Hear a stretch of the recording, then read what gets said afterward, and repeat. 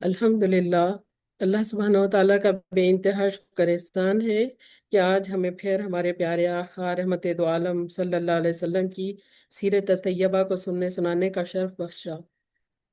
پیارے آقا رحمت دو عالم صلی اللہ علیہ وسلم کی سیرت کو سننا اور سنانا یہ ہماری بہت بڑی خوش نصیبی ہے۔ اللہ ہمارے لیے بہت ہی سعادت مندی کی بات ہے۔ اللہ تعالیٰ ہماری اس ادنا کوشش کو قبول فرمائے، ہمارے دلوں کو حب نبی سے منور اور معطر فرمائے، آمین۔ کل کی نشست میں ہم نے حضور اقدس صلی اللہ علیہ وسلم کے دنیا میں تشریف لانے سے پہلے کے کیا حالات تھے اس کا تاریخی طور پہ تذکرہ کیا تھا۔ دنیا شرک اور گمراہی کے گھٹاٹوپ اندھیروں میں ڈوبی ہوئی تھی کہ آپ ایسے میں آپ صلی اللہ علیہ وسلم ہدایت اور توحید کے روشن چراغ بن کر اس دنیا میں جلوہ افروز ہوئے۔ دنیا کو تمام تاریکیوں سے، اندھیروں سے نکال کر روشنی کی طرف لے آئے اور خزاں سے نکال کر بہار کی طرف گامزن فرمایا۔ تو آئیے آج ہم چلتے ہیں ان پربہار بارونق حسین لمحات کی طرف جس کے بعد دنیا کو راحت ملی، سکون ملا اور کامیابی ملی۔ دلی تمنا ہے کہ ہم سب اپنے تصورات اور خیالات کے ساتھ حضور صلی اللہ علیہ وسلم کے پاس پہنچ جائیں۔ تصور اور خیال میں بس رسول اللہ صلی اللہ علیہ وسلم کے ساتھ ہو جائیں۔ جیسے تیسے ہم ہیں، گناہ گار ہیں، خطا کار ہیں، سیاکار ہیں، کمزور ہیں، ناتوان ہیں، پراگندہ خیالات والے، کمزور عزائم والے ہیں، جیسے بھی ہیں مالک، ہمیں رسول اللہ صلی اللہ علیہ وسلم کے تصور اور آپ صلی اللہ علیہ وسلم کی معیت میں پہنچا دیجئے۔ ہمارے خیالات اور تصور مکے کی وادیوں اور مدینے کی گلیوں میں پہنچ جائے۔ مدینے والوں پر جو کیفیت طاری ہوتی تھی، اللہ کرے کہ کچھ دیر کے لیے وہ کیفیت ہم پر بھی آ جائے۔ ہم فیل کریں کہ ہم رسول اللہ صلی اللہ علیہ وسلم کے ساتھ ہیں۔ یہ بہت بڑا تصور ہے، اللہ ہم سب کو نصیب فرمائے، آمین۔ ہمیں رسول اللہ صلی اللہ علیہ وسلم کی سیرت مبارکہ نصیحت کے لیے بھی سننی چاہیے، تاریخ کے لیے بھی سننی چاہیے، اور ان سے سبق لے کر اپنے عزائم کو بدلنے کے لیے بھی سننی چاہیے۔ لیکن سیرت سننے کا سب سے بڑا مقصد حضور صلی اللہ علیہ وسلم سے اپنے تعلق کو مضبوط کرنا اور اپنے رشتے کو بڑھانا ہو۔ وہ ذات بابرکت جس کے نام کا ہم کلمہ پڑھتے ہیں، ان سے محبت بڑھانا ہو، ان کے رنگ میں رنگ جانا ہو، کیونکہ ہمارے آقا، ہمارے حبیب، ہمارے رسول صلی اللہ علیہ وسلم جن کے بارے میں اللہ تعالیٰ نے فرمایا کہ لَقَدْ جَاءَكُمْ رَسُولٌ مِّنْ أَنفُسِكُمْ عَزِيزٌ عَلَيْهِ مَا عَنِتُّمْ حَرِيصٌ عَلَيْكُمْ بِالْمُؤْمِنِينَ رَءُوفٌ رَحِيمٌ۔ یعنی یقیناً تمہارے پاس تمہارے نفسوں سے زیادہ عزیز ترین تمہارا خیال رکھنے والے رسول آ چکے ہیں۔ تمہاری تکلیفیں تمہیں جتنی ستاتی ہیں، تمہارے ماں باپ کو جتنا پریشان کرتی ہیں، تو تمہاری تکلیفیں تمہارے رسول صلی اللہ علیہ وسلم کو اس سے زیادہ شاق گزرتی ہیں۔ اللہ اکبر۔ حریص علیکم بالمؤمنین، یعنی مومنین اللہ کے عذاب سے بچ جائیں، آخرت کی رسوائی سے بچ جائیں، عزت کی زندگی گزاریں، اس بارے میں وہ بہت حریص ہیں۔ رؤوف الرحیم، تمہارے اوپر نرمی کرنے والے، تم پر شفقت کرنے والے، تمہارے پل پل کی فکر کرنے والے رسول ہیں وہ۔ قابل مبارکباد ہیں آپ تمام کہ اس نفس پرستی کے ماحول میں اپنا وقت نکال کر اپنے پیارے حبیب صلی اللہ علیہ وسلم کی سیرت سننے کے لیے جمع ہوئے ہیں۔ یہاں پر بیٹھنا بھی مبارک ہے، سننا بھی مبارک ہے، سنانا بھی مبارک ہے، الحمدللہ۔ گزشتہ مجلس میں ہم نے رسول اکرم صلی اللہ علیہ وسلم کی ولادت مبارکہ کے واقعات سننے کا شرف حاصل کیا تھا۔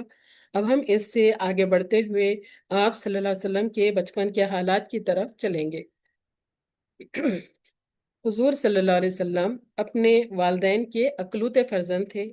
والد بزرگوار حضرت عبداللہ کا آپ کی ولادت سے پہلے ہی انتقال ہو چکا تھا، وہ یتیم تھے۔ اللہ جل شانہ نے راست آپ کی تربیت فرمائی، جس کا نتیجہ یہ ہوا کہ وہ اخلاق میں اعلیٰ، کردار میں اعلیٰ، اوصاف میں اعلیٰ، کامل و اکمل ایسے تھے کہ کوئی باپ کے زیر پرورش بچہ اس مقام تک نہیں پہنچ سکا. سبحان اللہ. آپ کی ولادت کے بعد آپ کی والدہ محترمہ حضرت آمنہ نے فوراً حضرت عبد المطلب کو اطلاع دی کہ آپ کو پوتا ہوا ہے، آیا اسے دیکھیں. تو حضرت عبد المطلب، آپ کے دادا نے خود بھی یتیمی کا زمانہ دیکھا تھا. اپنے 24 سالہ نوجوان پیارے بیٹے عبداللہ کی اس یادگار کے پیدا ہونے کی خبر سنتے ہی گھر میں آئے اور بچے کو خانہ کعبہ میں لے گئے اور دعا مانگ کر خدا کا شکر ادا کیا. پھر حضرت آمنہ کے پاس لائے. حضرت آمنہ نے دوران حمل دیکھے گئے خوابوں کا ذکر کیا اور محمد صلی اللہ علیہ وسلم نام رکھنے کے سلسلے میں بھی جو بشارتیں ملی تھی اس کا ذکر کیا. تو پھر دادا حضرت عبد المطلب نے 7ویں دن قربانی کی اور تمام قریش کی دعوت کی. دعوت کھا کر لوگوں نے پوچھا کہ اپنے بچے کا نام کیا رکھا ہے؟ تو انہوں نے بتایا کہ محمد صلی اللہ علیہ وسلم. تو لوگوں نے پوچھا، تعجب سے پوچھا کہ آپ نے اس خاندان کے سب مروجہ یعنی جو نام رکھتے ہوئے آئے ان کو چھوڑ کر یہ نام کیوں رکھا؟ تو انہوں نے کہا کہ میں چاہتا ہوں کہ میرا بچہ دنیا بھر کی تعریف اور ستائش کا شایان نشان قرار پائے، یعنی دنیا بھر کے لوگ اس بچے کی تعریف کریں. سبحان اللہ. تو سب سے پہلے حضور افضل صلی اللہ علیہ وسلم کو آپ کی والدہ محترمہ نے اور 2-3 دن کے بعد صوبیہ نے دودھ پلایا جو ابو لہب کی لونڈی تھی.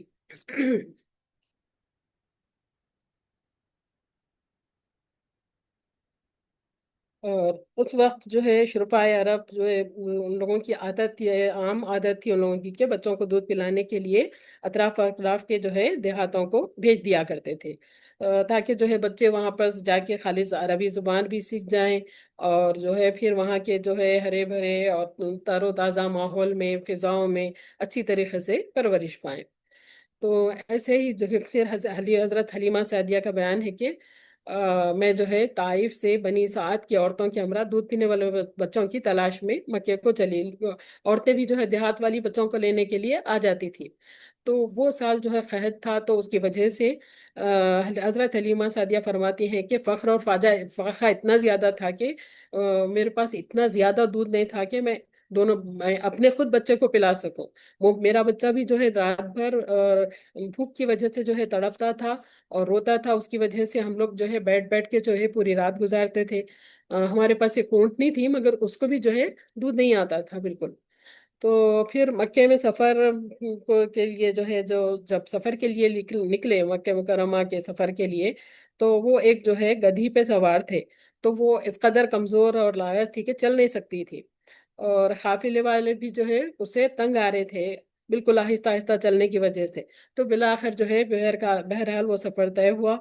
جب مکہ مکرمہ پہنچے تو پھر رسول اللہ صلی اللہ علیہ وسلم کو لینے کے لیے جو بھی عورت جاتی اور سنتی کہ آپ یتیم ہیں تو پھر کوئی عورت آپ کو قبول نہیں کرتی تھی کیونکہ وہ سوچتے تھے کہ مطلب ایک یتیم ہے تو اب دادا اور ماں جو ہے کیا ہی ان کا جو ہے انعام دیں گے اور ہم کو کیا ملے گا. تو یہ سوچ کی وجہ سے جو ہے کوئی عورتیں لینے کو نہیں تھے. لیکن ادھر حلیمہ سعدیہ اور ان کو بھی جو ہے لوگ اپنا بچہ نہیں دیتے تھے اسی لیے کہ ان کے پاس دودھ کی کمی نظر آتی تھی، وہ بھی کمزور نظر آتی تھی. تو بہرحال ہوا یہ کہ آخری میں جو ہے حضرت حلیمہ سعدیہ انہوں جو ہے پھر اپنے شوہر سے کہنے لگے کہ خالی ہاتھ جانے سے بہتر ہے کہ ہم یہی یتیم بچے کو لے لیں گے اور جو ہے پھر اس کو اپنے ساتھ گھر لے چلیں گے.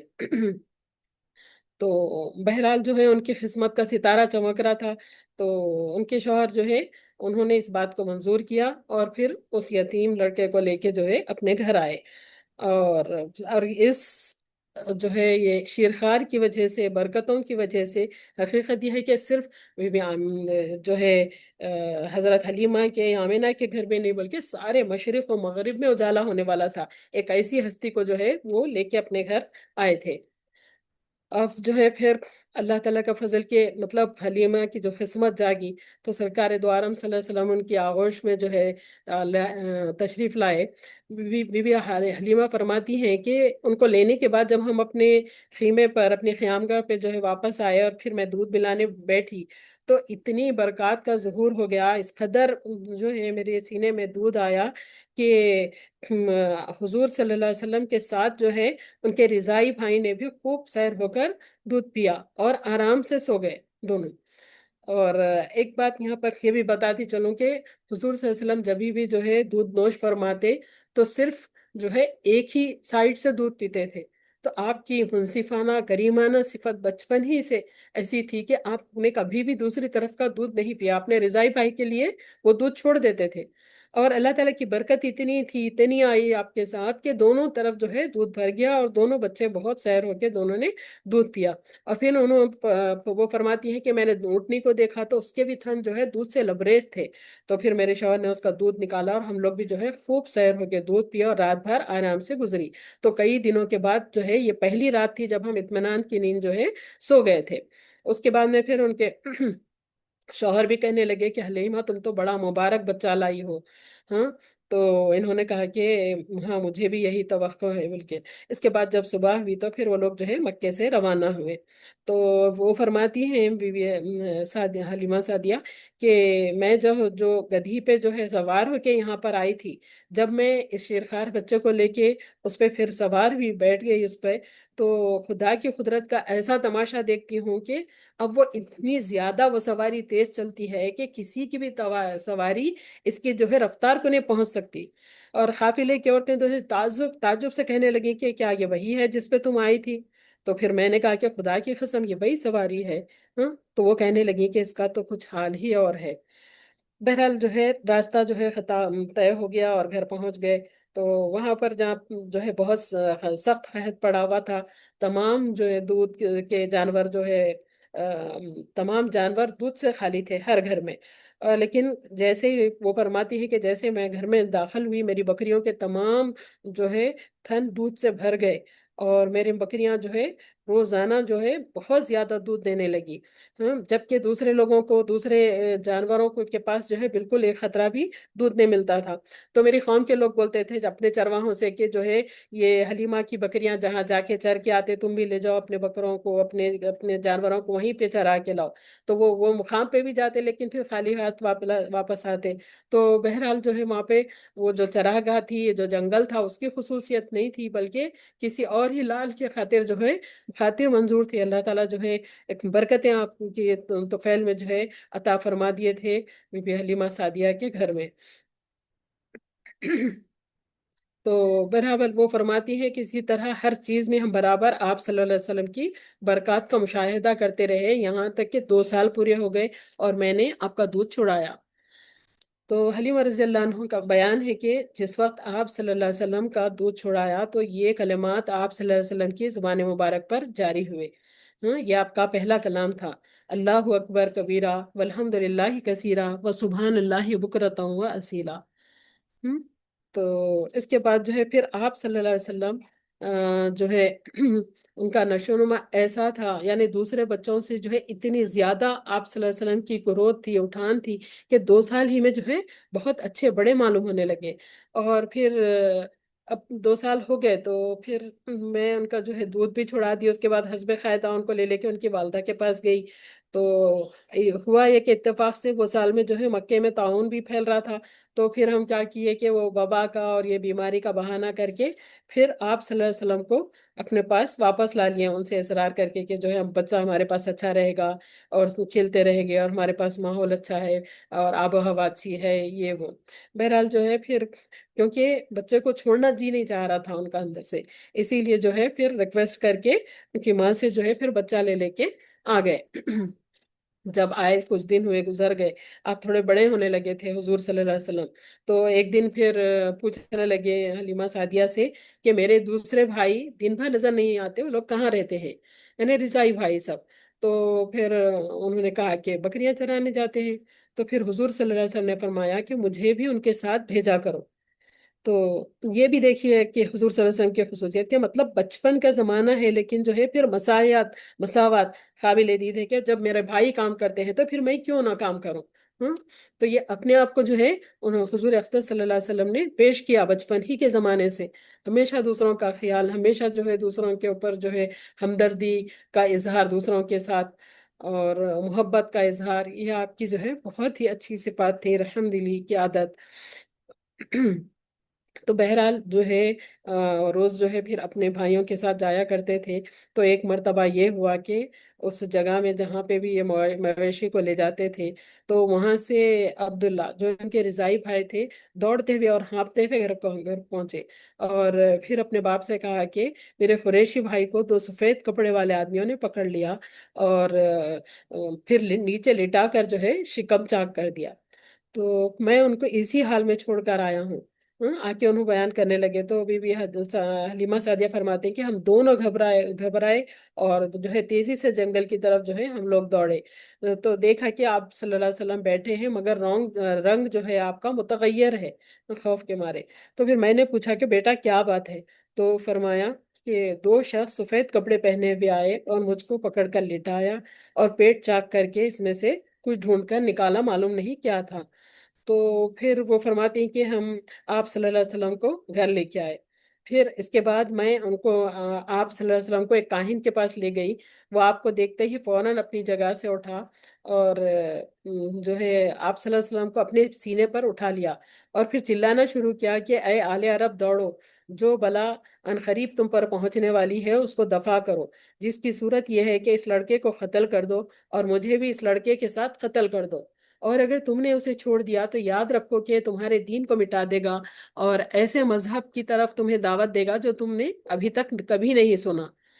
تو حلیمہ یہ سن کر جھلجھلا اٹھی اور اس بدبخت کے ہاتھ سے کھینچ لیا، بچے کو کھینچ لیا، اور کہا کہ تو دیوانہ ہو گیا ہے، تجھے اپنے خود دماغ کا علاج کرانا چاہیے۔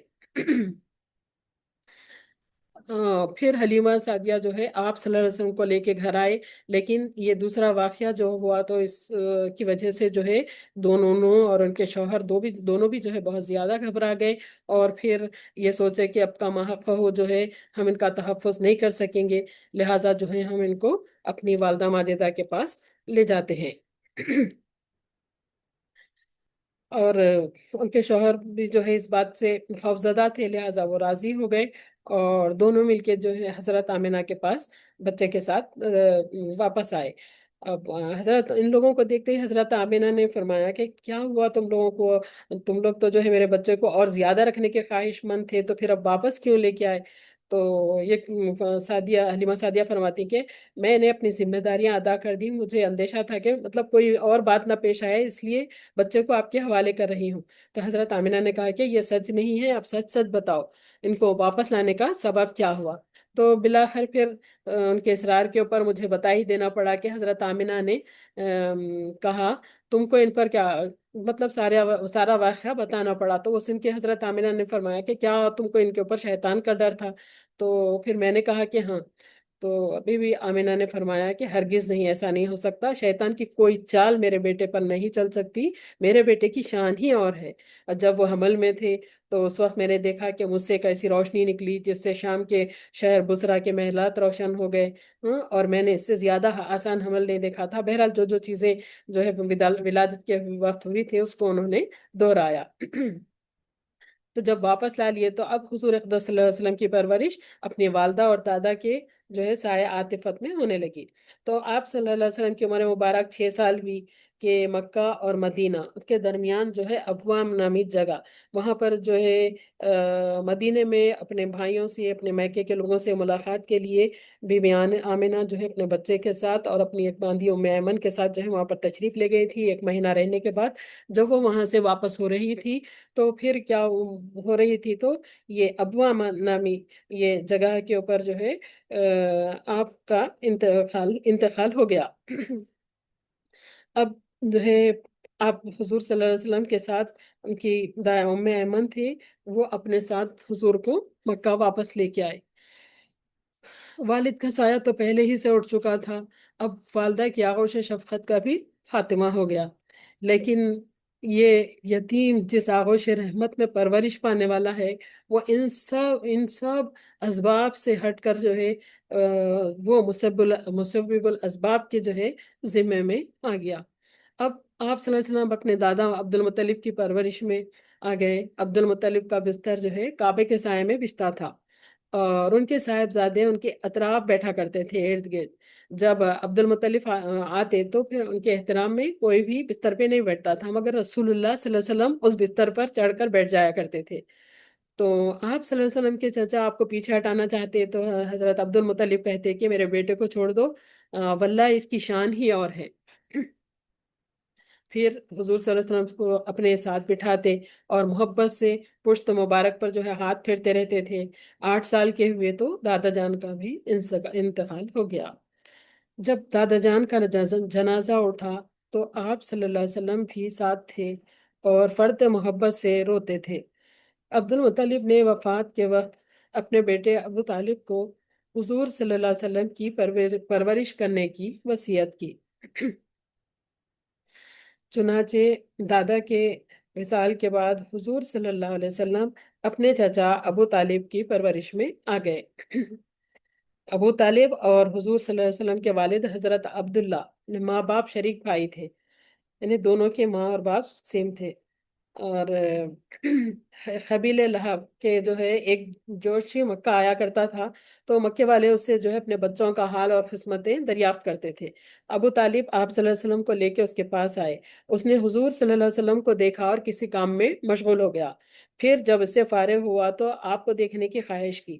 ابو طالب نے جب اس کی زیادہ اس کو جو ہے توجہ اور رغبت دیکھی تو غالباً یہ سوچ کر کہ نظر بد جو ہے میرے بچے کو نظر بد لگ جائے گی، تو اپنے بچے کو چھپا دیے اور اس کو نہیں دکھائے. پھر اس نے کہا کہ اس بچے کو مجھے دوبارہ دکھاؤ، اس کو بڑا درجہ حاصل ہونے والا ہے. فَوَاللَّهُ لِيَكُونَنَّ لَهُ شَانُهُ. بہرحال پھر اور ایک دفعہ جو ہے بحیری راہب سے ملاقات. ایک دفعہ ابو طالب ایک تجارتی قافلے کے ساتھ شام روانہ ہوئے. سامان سفر جو ہے تیار کیے تو حضور صلی اللہ علیہ وسلم بھی ساتھ چلنے کا اصرار کیے تو پھر حضور صلی اللہ علیہ وسلم کو جو ہے مایوس کرنا دل نہیں چاہا، تو حضرت ابو طالب کو حضور کو اپنے ساتھ لے لیے. اور پھر کہنے لگے کہ میں کبھی بھی ان کو الگ نہیں کر سکتا اپنے آپ سے. تو اب حضور صلی اللہ علیہ وسلم بھی اس قافلے میں تھے. قافلہ بسرا نامی جگہ پہ پہنچا. یہاں ایک راہب اپنے گرجا میں رہتا تھا جو عیسائیت کا بڑا عالم تھا. اور اس کا نام بحیرہ تھا. اس بار جب قافلہ پہنچا تو اس نے آنے والوں کا بڑا اکرام کیا اور خاص اہتمام سے ان کے لیے کھانا پکوایا. کون؟ وہ راہب. تو دراصل راہب یہ دیکھا تھا کہ مطلب حضور صلی اللہ علیہ وسلم جدھر بھی تشریف لے جا رہے تو بادل آپ کے اوپر سایہ فگن ہے، بادل کا سایہ ہوتے جا رہا. جب حضور صلی اللہ علیہ وسلم ایک درخت کے نیچے تشریف رکھے تو درخت کی شاخیں آپ صلی اللہ علیہ وسلم کی طرف جھک گئیں، آگے کی طرف. تو اس سے متاثر ہو کے وہ راہب نے پورے قافلے والوں کی دعوت کی اور کہا کہ تمہارے تمام چھوٹے بڑے آزاد سب غلام سب لوگ یہ دعوت میں شریک ہوں. پھر ایک شخص نے پوچھا کہ آخر کیا ایسی کیا بات ہے کہ ہم لوگ تو ہمیشہ ہی ہمارا قافلہ یہاں سے جاتا ہے اور اس بات آپ اتنی دعوت کا کھانے کا اہتمام کیوں کر رہے ہیں؟ تو وہ بحیرہ نے کہا کہ بات تو تمہاری صحیح ہے، لیکن بہرحال تم لوگ مہمان ہو، میں نے چاہا کہ تم لوگوں کا اکرام کروں اور کھانا کھلاؤں، اس لیے تم سب ضرور شریک ہو جانا. سب لوگ آئے اور حضور صلی اللہ علیہ وسلم اپنی کم سینی کی وجہ سے درخت کے نیچے قافلے کی سواریاں اور سامان کے ساتھ رہ گئے. بحیرہ نے جب حاضرین کو دیکھا تو وہ بات نہ پائی ان کے اندر جو اب تک قافلے میں وہ محسوس کر رہا تھا. اس کو وہ نور وہ کیفیت کچھ سمجھ میں نہیں آئی. تو پھر اس نے دریافت کیا کہ کوئی تم لوگوں میں سے کوئی بچا ہوا ہے جو کھانے کے لیے نہیں آیا. تو لوگوں نے بتایا کہ ہاں ایک بچہ ہے، اس کے سوا ہم لوگ سب آ گئے، وہ بچہ جو ہے وہاں پر بیٹھا ہوا ہے. تو پھر بحیرہ نے کہا کہ اس بچے کو بھی لے کے آؤ. تو چنانچہ جب آپ صلی اللہ علیہ وسلم کو لایا گیا تو آپ آ کے جو ہے لوگوں کے ساتھ بیٹھ گئے. اب راہب جو ہے آپ صلی اللہ علیہ وسلم اور آپ کے جسم مبارک کے مختلف حصوں کو غور سے دیکھتا رہا. پھر جب لوگ کھانے سے فارغ ہو کر ادھر ادھر ہو گئے تو حضور صلی اللہ علیہ وسلم سے مخاطب ہو کے چند باتیں دریافت کی اس نے. تو آپ صلی اللہ علیہ وسلم نے فرمایا تم لات و عزا کے بارے میں مجھ سے کچھ نہ پوچھو گے، مجھے ان سے زیادہ ناپسند اور کوئی چیز نہیں ہے. تو پھر بحیرہ نے دریافت کیا اگر کسی دوسرے چیز کے بارے میں پوچھوں تو کیا تم جواب دو گے؟ تو حضور صلی اللہ علیہ وسلم نے فرمایا کہ جو پوچھنا چاہو پوچھ لو. چنانچہ وہ حضور صلی اللہ علیہ وسلم کی نیند، بیداری اور حالات وغیرہ کے سلسلے میں مختلف سوالات کرتا رہا اور آپ صلی اللہ علیہ وسلم جواب دیتے رہے.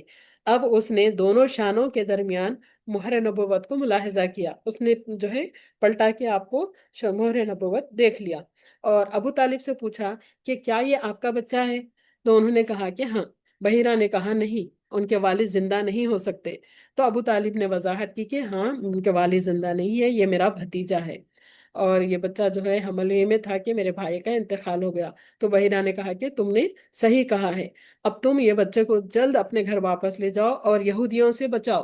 اگر یہودی دیکھ لیں گے تو تمہارے بھتیجے کو جو ہے بہت بڑا جو ہے خطرہ ہے ان کے لیے، اور وہ شر پہ آمدہ ہو جائیں گے، کیونکہ جو آثار، جو خرائن میں ان کے اندر دیکھ رہا ہوں تو وہ جو ہے ہماری کتابوں میں لکھے ہوئے ہیں۔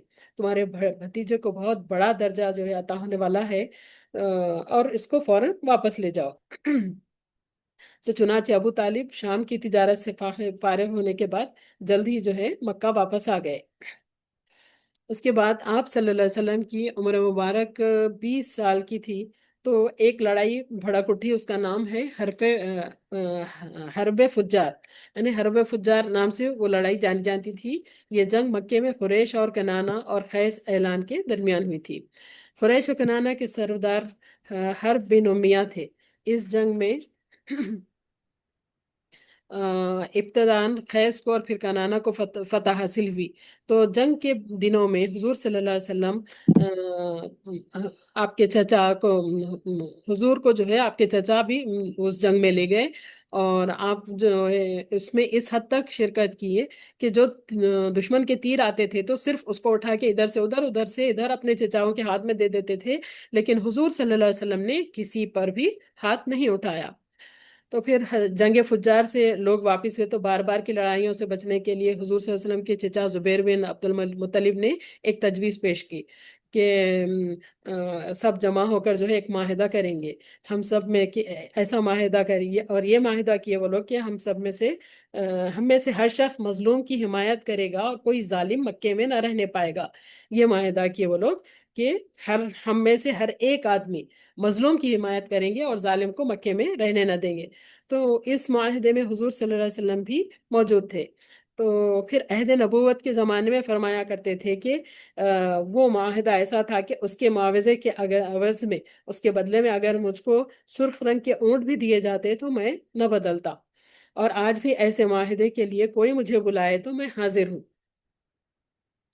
یعنی حضور کے اندر جو ہے، حضور کی طبیعت کے اندر جو رحم دلی والا انداز تھا، اور جو ہے لوگوں کے ساتھ انصاف اور سچائی، دیانت داری، یہ چیز جو موجود تھی، تو اس کی وجہ سے اپنی خوشی کا اظہار کیا کہ ایسے معاہدے میں شریک تھا، اور ابھی بھی اگر کوئی ایسا معاہدہ کرے تو میں اس میں ضرور جو ہے شریک ہو جاؤں گا۔ ابو طالب کے ساتھ بچپن میں حضور صلی اللہ علیہ وسلم جو ہے تجارت کرتے ہوئے کافی آپ کو تجربہ حاصل ہوا تھا۔ تو ایک صحابی بیان کرتے ہیں جن کا نام عبداللہ بن ابی الحمزہ ہے، کہ بعثت سے پہلے، یعنی حضور صلی اللہ علیہ وسلم کی نبوت سے پہلے کا واقعہ ہے کہ میں حضور کے ساتھ جو ہے کچھ تجارتی معاملہ کیا، خرید و فروخت کیا، کچھ معاملہ ہو گیا تھا اور کچھ باقی تھا، تو پھر میں نے وعدہ کیا کہ پھر آؤں گا۔ اتفاق سے 3 دن تک مجھ کو اپنا وعدہ یاد نہ آیا۔ تیسرے دن جب وعدہ گاہ پر میں پہنچا تو حضور صلی اللہ علیہ وسلم کو اسی جگہ منتظر پایا، لیکن اس وعدہ خلافی سے جو ہے حضور کی پیشانی پر بل تک نہ آیا، صرف اتنا فرمایا کہ تم نے مجھے زحمت دی، میں اس مقام پر 3 دن سے موجود ہوں۔ سنن ابو داؤد میں یہ لکھا ہوا ہے۔ یہ واقعے کا ذکر ہے۔ حضور کے اندر جو ہے دیانت داری اور وعدہ وفائی، یہ مثالیں، اس کے اوپر ہم غور کرتے جائیں، اور ساتھ ساتھ میں جو ہے ہم بھی اپنے آپ کا جو ہے اپنے آپ کا جائزہ لیتے جائیں کہ ہمارے اندر کس چیز کی کمی ہے، اور ہمیں کیا کیا بدلنا ہے، اپنے آپ میں جو ہے کیا کیا خوبیاں لانا ہے۔ اب دیکھتے ہیں، جب حضور اقدس صلی اللہ علیہ وسلم کی عمر مبارک 25 سال کی ہوئی تو حضور صلی اللہ علیہ وسلم کا نکاح حضرت خدیجہ رضی اللہ تعالیٰ عنہ سے ہوا۔ حضرت خدیجہ بنت خویلد یہ جو ہے ایک شریف خاندان اور مالدار تاجر خاتون تھی، لوگوں کو مال تجارت دے کر جو ہے نفع میں جو لوگوں کو شریک کرتی تھی۔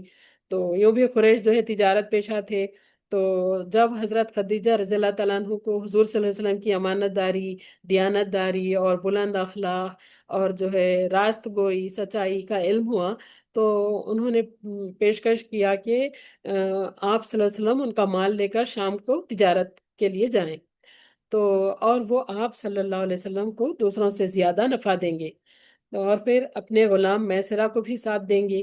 تو حضور صلی اللہ علیہ وسلم نے اس پیشکش کو قبول فرما لیا اور میسرہ کے ساتھ مال تجارت لے کر شام آ گئے۔ تو ایک قابل ذکر واقعہ یہ ہے کہ راستے میں آپ صلی اللہ علیہ وسلم ایک راہب کے گرجا کے پاس ایک درخت کے سائے میں اترے، تو راہب نے میسرہ سے دریافت کیا یہ کون شخص ہے؟ اس نے کہا قریش کے خانوادے سے تعلق ہے اور مکہ وطن ہے۔ تو راہب نے کہا اس درخت کے نیچے نبی کے سوا کسی اور نے قیام نہیں کیا ہے۔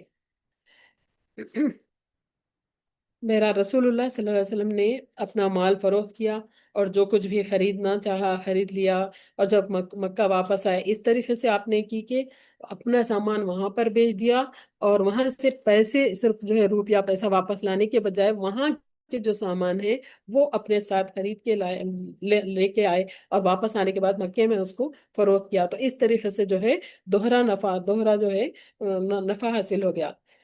اور راستے میں پھر وہ میسرہ نے دیکھا کہ جہاں شدید دھوپ اور گرمی ہوتی ہے تو دو فرشتے آپ صلی اللہ علیہ وسلم پر سایہ فگن رہتے ہیں۔ پھر جب مکہ آ کر حضرت خدیجہ رضی اللہ عنہ کو ان کا سرمایہ حوالے کیا تو وہ دگنا یا قریب قریب دگنے کے ہو چکا تھا، اور نیز جو ہے حضرت خدیجہ رضی اللہ عنہ کے غلام میسرہ نے جو ہے راہب کی بات کا بھی ذکر کیا، اور فرشتوں کے جو ہے سایہ فگن رہنے کی کیفیت بھی آپ کے سامنے بیان کی۔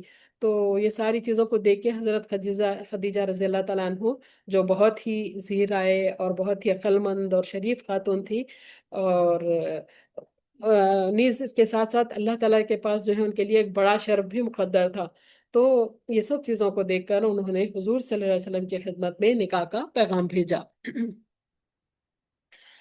اور پھر کہلا بھیجا کہ آپ صلی اللہ علیہ وسلم کی قرابت قوم میں آپ صلی اللہ علیہ وسلم کی عظمت، امانت داری، حسن اخلاق اور راست گوئی کی وجہ سے میں آپ کے اندر رغبت رکھتی ہوں۔ تو حضرت خدیجہ رضی اللہ تعالیٰ عنہ قریش میں عالی نسب تھی اور انتہائی دولت مند شمار کی جاتی تھی، اور دوسرے لوگ بھی ان سے شادی کرنا چاہتے تھے۔ تو آپ صلی اللہ علیہ وسلم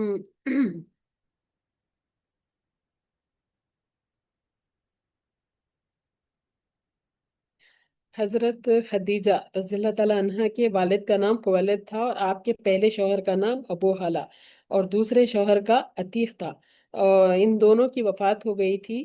تیسرا نکاح آپ صلی اللہ علیہ وسلم سے ہوا۔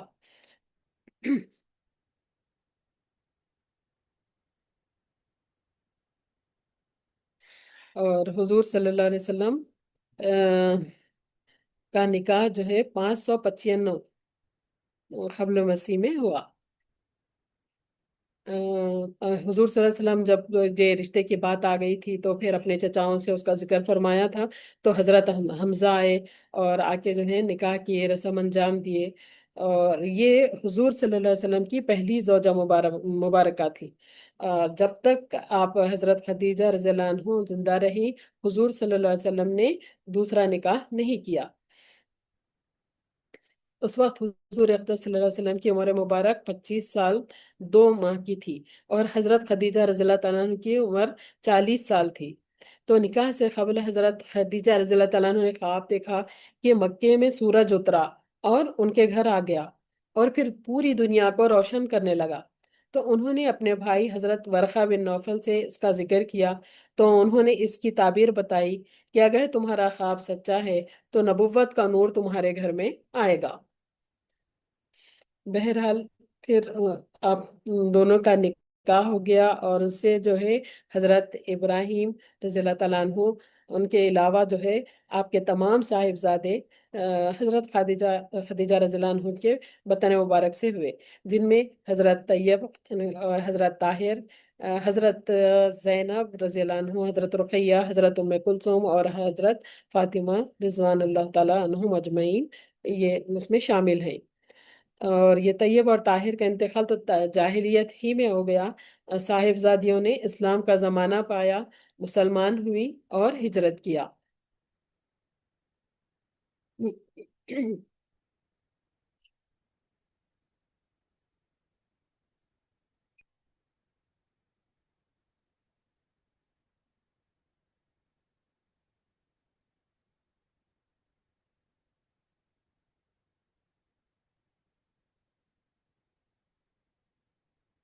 کعبہ کی تعمیر۔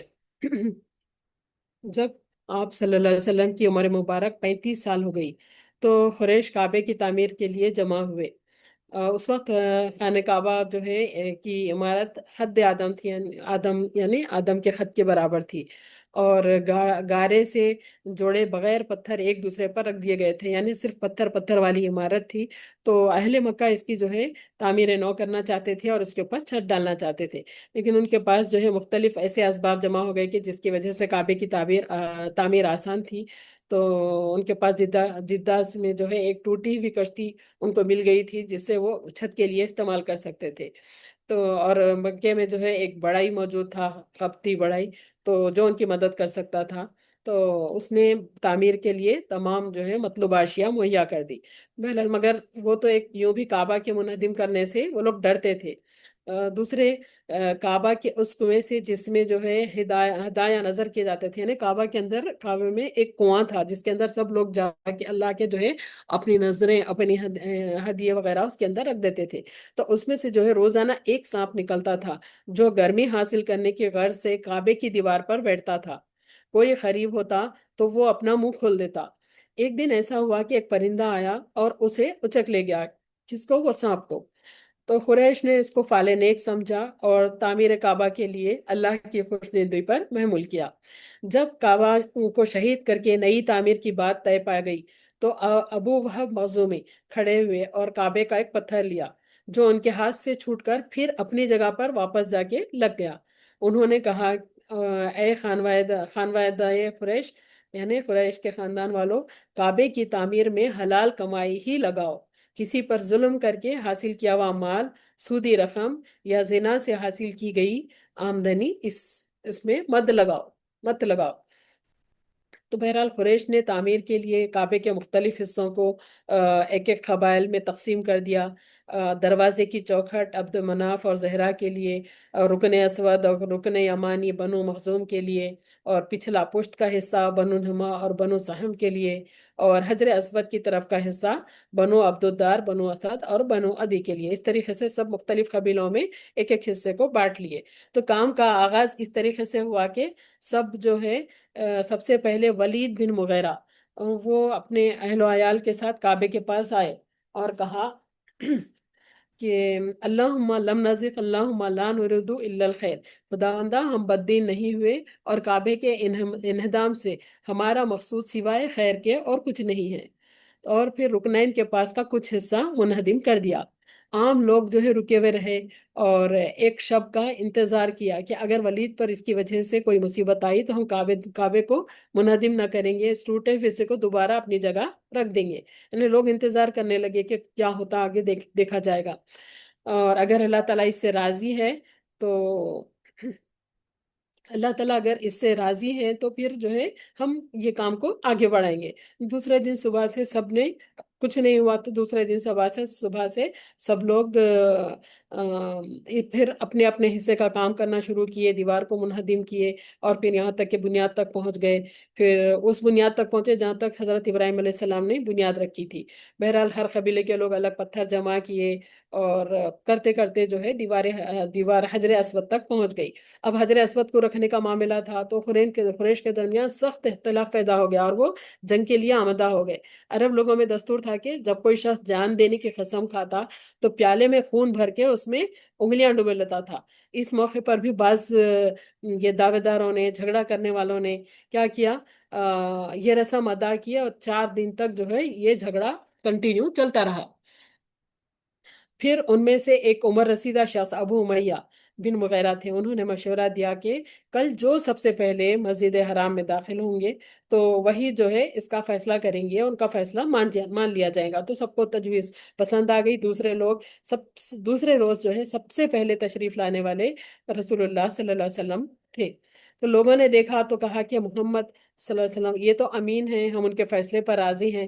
تو حضور آپ صلی اللہ علیہ وسلم نے ایک کپڑا مانگا، اس میں حجر اسود کو رکھا، پھر ہر قبیلے والوں کو کپڑا پکڑنے اور اس کو اٹھانے کا حکم دیا، یہاں تک کہ جب لوگوں نے چادر کو جو ہے حجر اسود تک اوپر اٹھا دی، سب لوگوں، ہر قبیلے کے لوگوں نے، تو پھر حضور صلی اللہ علیہ وسلم نے اپنے دست مبارک سے اس کو اپنی جگہ رکھ دیا، اور پھر ایک خونخوار جنگ کا جو ہے خاتمہ ہو گیا، خونخوار جنگ سے لوگ بچ گئے۔ تو یہ حضور صلی اللہ علیہ وسلم کی جو ہے دانش مندی تھی، دیانت تھی، یہ آپ کا جو ہے بہترین انداز تھا، جس کی وجہ سے لوگ کٹنے سے مرنے سے بچ گئے۔ حضور صلی اللہ علیہ وسلم کے زمانے میں کعبہ 18 ہاتھ کا تھا، اور اس پر ایک خاص قسم کے مصری کپڑے کا غلاف بنایا جاتا تھا، جسے خباتی کہا جاتا تھا۔ اب دیکھتے ہیں آگے شباہت زیبا، یعنی حضور اقدس صلی اللہ علیہ وسلم کی کا حلیہ مبارک۔ حضرت علی رضی اللہ تعالیٰ عنہ حضور صلی اللہ علیہ وسلم کے شمائل ان الفاظ میں بیان فرماتے ہیں، بہت ہی غور اور محبت سے اپنا تصور جماتے ہوئے اس حلیے کو سماعت فرمائے۔ آپ صلی اللہ علیہ وسلم نہ بہت لمبے تھے نہ پست قد، بلکہ میانہ قد تھے۔ منہ مبارک نہ بہت گھنگر والے تھے نہ بالکل کھلے ہوئے، بلکہ تھوڑے شکن آلود۔ آپ صلی اللہ علیہ وسلم بہت موٹے نہ تھے اور چہرہ بالکل گول نہ تھا، رنگ سفید تھا جس پر سرخی چھائی رہتی، آنکھیں سرمگی، پلکیں گھنی، شانوں کا درمیانی حصہ اور جوڑوں کی ہڈیاں بڑی، سینے سے ناف تک بالوں کی ایک باریک لکیر، جسم کے عام حصوں پر بال نہیں تھے، ہتھیلیاں اور پائے مبارک پر گوشت، اور آپ صلی اللہ علیہ وسلم چلتے تو اس طرح کہ گویا اوپر سے اتر رہے ہیں۔ آپ صلی اللہ علیہ وسلم کسی کی طرف متوجہ ہوتے تو پوری طرح سے متوجہ ہوتے۔ آپ صلی اللہ علیہ وسلم کے مونڈھوں کے درمیان مہر نبوت تھی، اور آپ صلی اللہ علیہ وسلم خود خاتم النبیین۔ آپ بہت سخی تھے اور فراغ دست تھے، بلند حوصلہ، راست کو، ذمہ داریوں کے معاملے میں پابند اور خوش معاملہ، کریم الاخلاق، جو کوئی پہلی بار دیکھتا مرعوب ہو جاتا، جو ساتھ رہتا محبت کرنے لگتا۔ تو میں نے آپ سے پہلے آپ جیسا نہیں دیکھا، حضرت علی فرماتے ہیں، اور نہ آپ کے بعد کسی کو ایسا دیکھا۔ آپ پر اللہ کی رحمتیں ہوں اور سلام ہوں۔ اللہم صلی علی سیدنا محمد و آلہ قدر حسنہ و جمالہ۔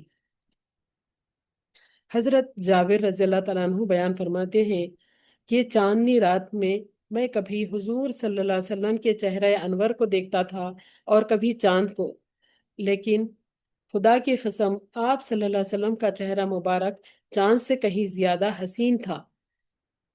سبحان اللہ۔ حضرت عائشہ صدیقہ رضی اللہ تعالیٰ عنہ فرماتی ہیں کہ زلیخا کی سہیلیوں نے یوسف کے حسن کو دیکھ کر انگلیاں کاٹ لی، اگر وہ میرے محبوب کو دیکھتی تو دلوں پر چھریاں پھیل لیتی۔ اللہ۔ تو حضور صلی اللہ علیہ وسلم کے پاس حسن کے ساتھ ساتھ جمال بھی تھا، کہ جو ایک بار دیکھتا بار بار دیکھنا چاہتا، جو ایک بار ملتا بار بار ملنا چاہتا۔ حسن اور جمال یہ دونوں الگ الگ چیزیں ہیں۔ حضرت یوسف علیہ السلام کے پاس حسن تھا، بہت زیادہ آدھا حسن آپ کے پاس تھا، لیکن حضور اقدس صلی اللہ علیہ وسلم کے پاس حسن کے ساتھ ساتھ جمال تھا۔ یہ حسن ایسا ہے حسین خوبصورت چیز، اس کو انسان ایک بار دیکھنے سے دل بھر جاتا، دوسری بار تیسری بار چوتھی بار، بار بار بار بار دیکھو تو پھر اس کے اندر وہ کشش، وہ چام، وہ جو ہے اٹریکشن باقی نہیں رہتا حسن میں، چاہے کتنی ہی حسین جگہ ہونے دو، کتنی ہی حسین چیز رہے لیکن جب انسان اس کو بار بار دیکھتا تو اس کے جو ہے اس کے اندر سے کشش ختم ہو جاتی، اٹریکشن ختم ہو جاتا۔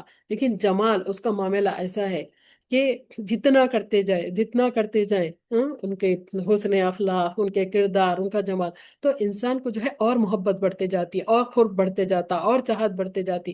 تو حضور افضل صلی اللہ علیہ وسلم کے پاس حسن کے ساتھ ساتھ جمال بھی جو ہے بدرجہ اتم موجود تھا۔ اس کی وجہ سے لوگ جو ہے بار بار آپ کو دیکھنا چاہتے تھے، بار بار ملنا چاہتے تھے، لوگوں کو سکون ہوتا تھا، راحت ملتی تھی، خوشی ملتی تھی۔ ہاں، تو یہ حضور صلی اللہ علیہ وسلم کے جو ہے حسن و جمال کا عالم تھا۔ یا صاحب الجمال یا سید البشر من وجهك المنیر لقد نور القمر لا يمكن الثناء كما كان حقه بعد از خدا بزرگ تو یہ قصہ مختصر۔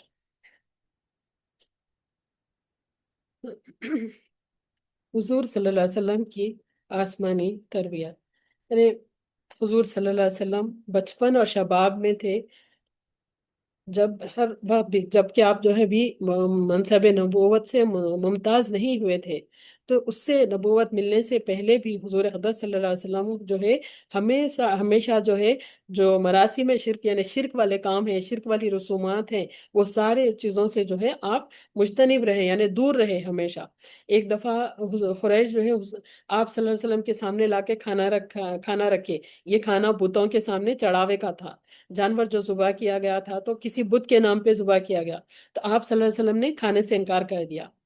اور پھر آپ صلی اللہ علیہ وسلم نے نبوت سے پہلے بت پرستی کی جو ہے برائی کرنا شروع کر دیا کہ بت پرستی بری ہے، یہ وہ اس کی برائیاں لوگوں کے سامنے نبوت سے پہلے ہی آپ بیان کرنا شروع کیے۔ تو جن لوگوں کو حضور پہ اعتماد تھا تو ان کو اس بات سے منع بھی فرماتے تھے۔ اور پھر رسول اللہ صلی اللہ علیہ وسلم جس زمانے میں پیدا ہوئے تو مکہ بت پرستی کا مرکز اعظم بن گیا تھا، وہ خود خانہ کعبہ میں 360 بت تھے، اور رسول اللہ صلی اللہ علیہ وسلم کے جو ہے خاندان کو یہ شرف حاصل تھا، اور کہ یہ وہ جو ہے اس بت کتے کے متولی اور کلید بردار تھے، یعنی اس کی چابیاں رکھنے والے تھے۔ اس کے باوجود بھی حضور صلی اللہ علیہ وسلم نے کبھی بھی بتوں کے آگے سر نہیں جھکایا، اور جاہلیت کے رسوم میں کبھی بھی آپ نے شرکت نہیں فرمائی۔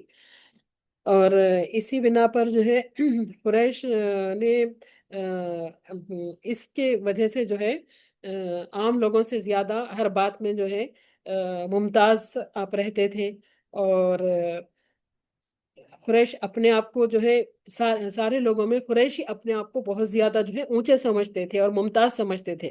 تو جب ایام حج میں جاتے قریشی حج کرنے کے لیے، تو عرفات کو جانا ضروری نہیں سمجھتے تھے، اور ان کے اندر یہ اس طریقے کی رسومات تھی، حج کے لیے جاتے تھے لیکن عرفات جانا ضروری نہیں ہے، کیونکہ جو لوگ جو ہے باہر سے آئیں گے، عام لوگ ہوں گے، تو وہ جائیں اور وہ بھی کیسا قریشیوں کا لباس اختیار کر کے جائیں۔ اگر ان کے پاس اور اگر لباس نہیں ہے، ختم ہو گئے، تو پھر برہنہ جو ہے کعبے کا طواف کریں۔ اس طریقے سے جو ہے ایک رواج عام ہو گیا تھا، کس کا؟ قریشیوں کا۔ لیکن حضور صلی اللہ علیہ وسلم ان سب سے ہٹ کر الگ، ایک آپ کی شخصیت الگ ہی ممتاز رہی، کبھی بھی یہ بےہدہ چیزوں میں، بے حیائی کی چیزوں میں، شرک کی چیزوں میں کبھی بھی آپ جو ہے نبوت سے پہلے بھی کسی کا ساتھ نہیں دیا، اپنے خاندان کا ساتھ نہیں دیا۔ اور عرب میں جو ہے افسانہ نگاری، شعر گوئی، اور راتوں کو جاگنا، رات رات بھر جو ہے عرب ایک جگہ پہ جمع ہو جاتے تھے، اور پھر اپنے باپ دادا کی بڑائیاں کرتے تھے، شعر شاعری کرتے تھے، ان کو شعر شاعری میں بہت ہی زیادہ کمال حاصل تھا۔ تو بڑے بڑے جو ہے پھر شاعر جمع ہو جاتے اور پھر شروع کر دیتے، تو بڑے شوق اور ذوق و شوق سے جو ہے یہ محفل جمتی تھی، اور پوری پوری رات اس میں وہ لوگ گزارتے تھے۔ تو بچپن میں ایک دفعہ حضور صلی اللہ علیہ وسلم نے بھی یہ جلسے میں شریک ہونا چاہا، بچپن کا معاملہ تھا، لیکن اتفاق سے کیا ہوا کہ راستے میں ایک شادی کا کوئی جلسہ، شادی کا کوئی جلوس جا رہا تھا، تو دیکھنے کے لیے کھڑے ہو گئے، بچے تھے، تو وہیں پہ نیند آ گئی، اٹھے تو صبح ہو چکی تھی۔ تو ایسے اللہ تعالیٰ نے آپ کو اس محفل سے بچپن میں بھی بچا لیا، اللہ نے حفاظت فرمائی۔ ایک اور دفعہ ایسا واقعہ پیش آیا کہ وہاں پر بھی ہاں ایک دفعہ تو یہ شادی کیس سے بچ گئے، اور دوسری دفعہ بھی جو ہے اسی قسم کی کوئی اور چیز تھی، جب ارادہ کیا آپ نے تو جو ہے پھر آپ بچا لیے گئے اور وہ مقام تک بھی نہیں پہنچ سکے۔ تو یہ دونوں دفعہ جو ہے توفیق الہی سے جو ہے آپ بچا لیے گئے، اور جو ہے یہ سارے ایسے بیہودہ مشاغل میں پھر کبھی بھی آپ نے اس کی طرف توجہ نہیں فرمائی۔ اب بعثت کا زمانہ جو ہے قریب ہوتا گیا، تو حضور صلی اللہ علیہ وسلم کے مزاج میں خلوت گزینی، یعنی اکیلے رہنا اور عبادتیں کرنا، اور جو ہے دور مقام پہ چلے جانا، یہ آپ کے اندر جو ہے ایسی عادت ہوتی رہی، آپ کو اندر سے جو ہے مزاج میں خلوت پسندی آ گئی، اکیلے رہنا، اکیلے کہیں دور چلے جانا اس طرح تو مکہ مکرمہ سے دور جو ہے کئی میل دور سنسان جگہ میں، جیسے جہاں پہ کوہ ہرا ہے، وہاں پہ جا کے آپ غار میں بیٹھنے لگتے اور عبادت کرتے، اور پھر عبادت میں جو ہے اللہ کا ذکر ہوتا، اور اللہ تعالیٰ کی قدرت پہ جو ہے غور و فکر فرماتے، اور جب وہاں پر رہتے تھے جب تک کہ پانی پانی اور ستو یہ ختم نہیں ہو جاتا، تو پھر شہر کو واپس نہیں آتے تھے اس وقت تک۔ اب حضور صلی اللہ علیہ وسلم کو جو ہے خواب بھی نظر آنے لگے تھے، یعنی حضور صلی اللہ علیہ وسلم کو نبوت سے پہلے خواب نظر آنے لگے تھے، اور وہ خواب سچے خواب ہوا کرتے تھے، کہ جو کچھ جو ہے رات میں خواب میں دیکھتے تو پھر دن میں ویسا ظہور میں آ جاتا تھا۔ تو ایک دن جو ہے جب کہ آپ حضور صلی اللہ علیہ وسلم غار ہرا میں تھے، تو فرشتہ نظر آ گیا۔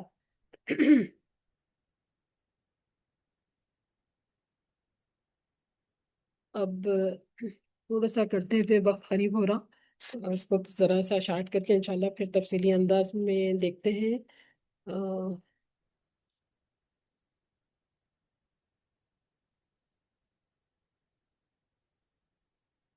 مطلب وہ فرشتے کے ذریعے سے سمجھیے کہ باضابطہ نزول وحی کا نزول ہوا غار ہرا میں حضور صلی اللہ علیہ وسلم پر، اور اس سے پہلے بھی نبوت سے پہلے اکثر معمول تھا کہ ایک ایک مہینے کے لیے وہ غار ہرا میں آپ چلے جاتے تھے، اور ایک مہینہ گزار کے واپس تشریف لاتے تھے، پھر آتے ہوئے خانہ کعبہ کا طواف کرتے تھے، اور پھر جو ہے گھر کو واپس ہو جاتے۔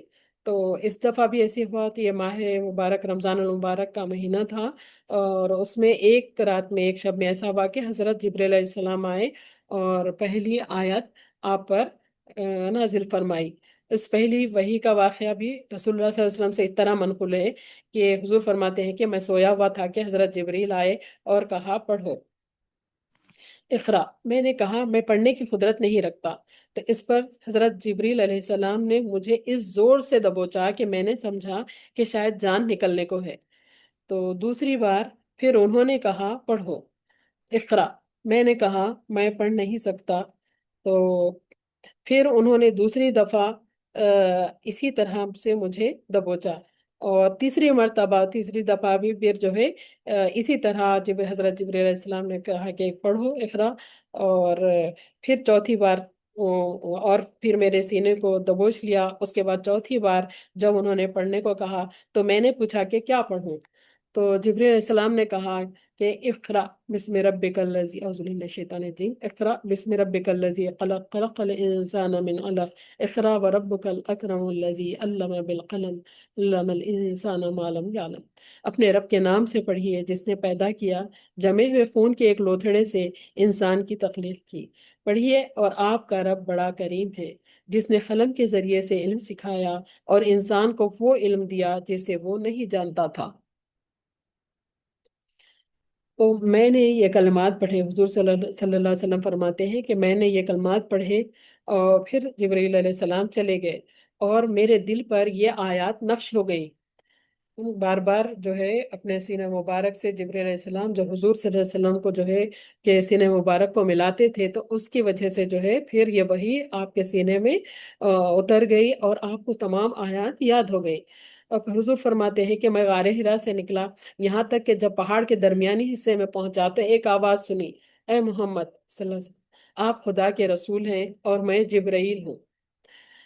میں نے نظر اٹھائی تو جبریل علیہ السلام ایک آدمی کی صورت میں افق پر موجود تھے، اور کہہ رہے ہیں کہ محمد صلی اللہ علیہ وسلم، آپ خدا کے رسول ہیں اور میں جبریل ہوں۔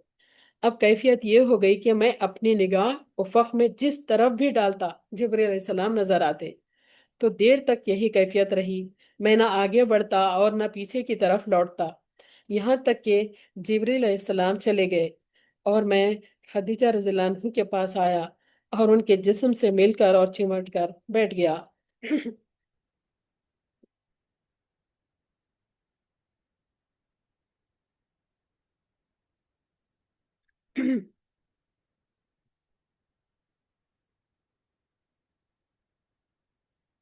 انہوں نے کہا کہ آپ کہاں تھے؟ میں نے آپ کی تلاش میں آدمی بھیجا تھا جو ڈھونڈ کر واپس آ گیا، آپ نہ ملے۔ تو پھر میں نے ساری کیفیت آپ سے بیان کی، تو انہوں نے کہا کہ خوش ہو جائیے اس ذات کی قسم جس کے ہاتھ میں خدیجہ کی جان ہے، مجھے امید ہے کہ آپ اس امت کے نبی ہوں گے اور آپ کا کبھی بھی کچھ برا نہیں ہوگا، کیونکہ آپ بیواؤں کے سہارا ہیں، یتیموں کے سہارا ہیں، آپ ہمدرد ہیں، غمگسار ہیں، آپ نے کبھی کسی کو کوئی تکلیف نہیں پہنچائی، اسی لیے مجھے یقین ہے کہ آپ کا کچھ برا نہیں ہوگا۔ تو پھر حضور صلی اللہ علیہ وسلم کے اندر بھی جو ہے کبھی کسی کیفیت پیدا ہو گئی تھی، اور پھر فرماتے تھے کہ مجھ پر کپڑا ڈال دو، کپڑا ڈال دو۔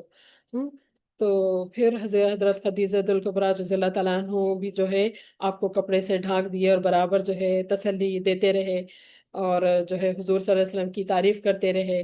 پھر اس کے بعد ان کو خیال آیا کہ نبی کریم صلی اللہ علیہ وسلم کو ساتھ لے کے جو ہے اپنے رشتے کے چچیرے بھائی ورقہ بن نوفل ان کے پاس جانا چاہیے، جو عبرانی زبان کو جانتے تھے اور توریت اور انجیل کے جو ہے ماہر تھے۔ تو حضرت خدیجہ رضی اللہ تعالیٰ عنہ کی درخواست پہ حضور صلی اللہ علیہ وسلم بھی ورقہ بن نوفل کے سامنے جبریل علیہ السلام کے آنے کی بات کہی اور سارا واقعہ بیان فرمایا۔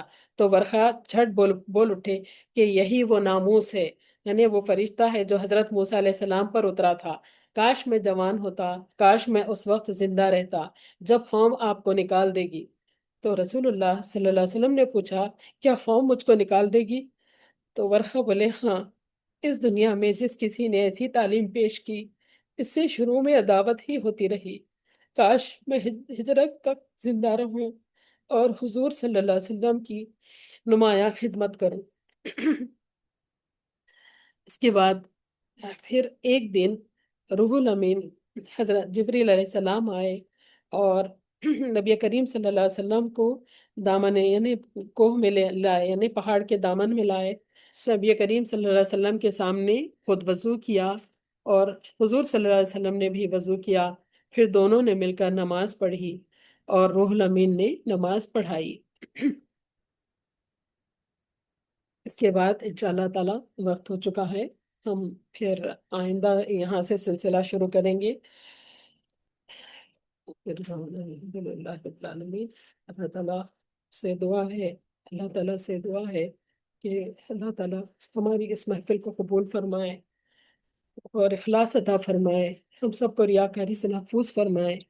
اب حضور صلی اللہ علیہ وسلم کے جو ہے محبت سے منعقد کی جانے والی محفل میں شریک ہونے والے تمام میری بہنوں اور تمام بچوں کے دل میں حضور صلی اللہ علیہ وسلم کی محبت عطا فرما دے، اور ہم سب کو حضور صلی اللہ علیہ وسلم کے اتباع و اطاعت ذوق و شوق سے کرنے والے بنائے، اور حضور صلی اللہ علیہ وسلم کی سیرت سنتے ہوئے ہمیں مدینے کا مکے کا تصور نصیب فرمائے، مدینے کی خوشبو نصیب فرمائے، اور ہمارے اندر بھی ان واقعات سے سبق حاصل کرنا اور ان پر جو ہے اپنے اندر جانثاری کا جذبہ ہمارے اندر اللہ تعالیٰ پیدا فرمائے، اور یہ محفل کو ہمارے لیے آخرت کے ذخیرے کا باعث بنائے، آمین۔ آخر دعوانا الحمدللہ رب العالمین، سبحانک اللہم و بحمدک، نشہد ان لا الہ الا انت، نستغفرک و نتوب الیک۔